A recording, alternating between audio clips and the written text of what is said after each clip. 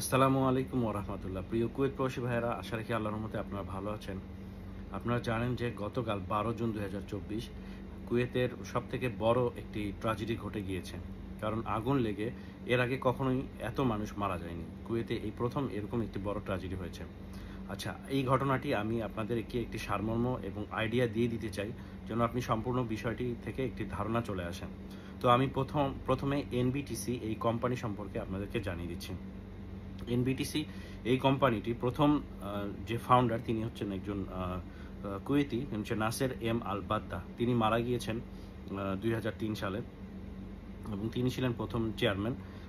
এবং এখন বর্তমানে যিনি চেয়ারম্যান আছেন উনার নাম হচ্ছে মোহাম্মদ এন আল বাদ্দা। তাদের সাথে একজন পার্টনার আছেন ইন্ডিয়ান এবং তিনি ম্যানেজিং ডিরেক্টর, উনার নাম হচ্ছে কেজি আব্রাহাম।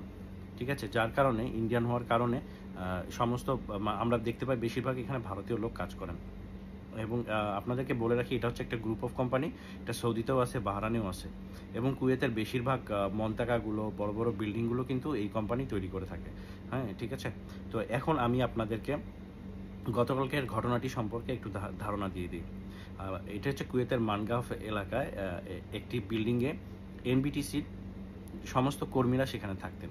এই যে দুর্ঘটনাটি শুরু হয়, এটা হচ্ছে একটি শর্ট সার্কিট, ইলেকট্রিসিটি শর্ট সার্কিটের মাধ্যমে আগুনের সূত্রপাত ঘটে।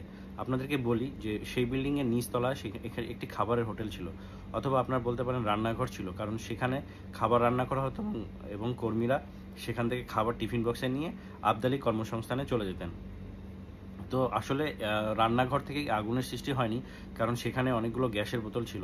যদি সেখানে গ্যাসের বোতলের মাধ্যমে কোনো আগুনের সৃষ্টি হতো তাহলে কিন্তু সেখানে বিশাল বড় একটি বিস্ফোরণ হতো, যার কারণে তদন্ত করে পাওয়া গেছে যে এটা শর্ট সার্কিট, ইলেকট্রিসিটি শর্ট সার্কিটের কারণেই এই আগুনের সূত্রপাত ঘটে। এবং আপনাদেরকে বলি, এই বিল্ডিংয়ে ১৯৬ জন মোট ভারতীয় বসবাস করতেন। তবে এদের মধ্যে ফিলিপিনি ১১ জন ছিল, নেপালি ৫ জন ছিল, পাকিস্তানি ২ জন ছিল, মিশরে ২ জন ছিল।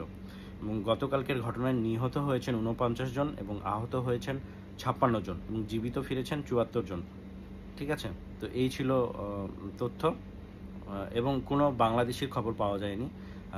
তবে এই ঘটনায় কুয়েত সরকার ভারতীয়দের কিন্তু যথেষ্ট সাপোর্ট করেছেন এবং ভারতীয় এম্বাসিকে জানিয়েছেন যে কোনো সহযোগিতার প্রয়োজন হলে তাদেরকে জানাতে। ঠিক আছে, এবং এই বিষয়ে আজকে কুয়েতের কোর্ট থেকে আদেশ করেছে যে ওই বিল্ডিংয়ের তত্ত্বাবধানে যে কুয়েতি এবং হচ্ছে ২ জন প্রবাসী, এদেরকে গ্রেফতার করার জন্য। তো এই ছিল মোটামুটি এই বিষয়ে সম্পূর্ণ তথ্য। এবং হ্যাঁ, ভারতীয় এম্বাসি থেকে একটি ফোন নাম্বার দিয়ে দিয়েছে, আমি সেটা এখানে দিয়ে দিব ডিসপ্লেতে। আপনাদের বন্ধুবান্ধব কেউ যদি ভারতীয় থেকে থাকে তাদেরকে আপনারা শেয়ার করে দিতে পারেন, কারণ যদি কারো আত্মীয় স্বজন মিসিং থাকে তো সে যেন এম্বাসিতে ওই নাম্বারে খোঁজ খবর নিয়ে তার আত্মীয় স্বজনের খোঁজ নিতে পারে।